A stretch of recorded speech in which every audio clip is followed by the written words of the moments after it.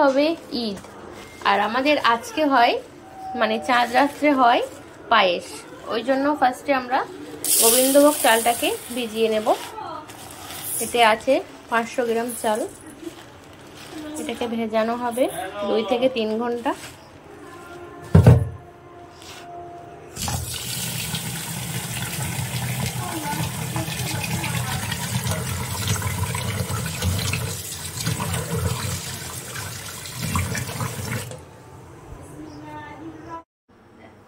এই নাড়া হচ্ছে পায়েস অনবরত।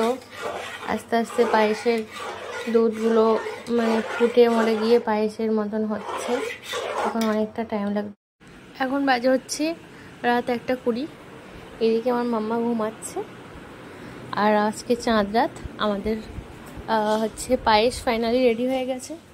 রাত অন্ধকার, পায়েস আমাদের রেডি কমপ্লিট।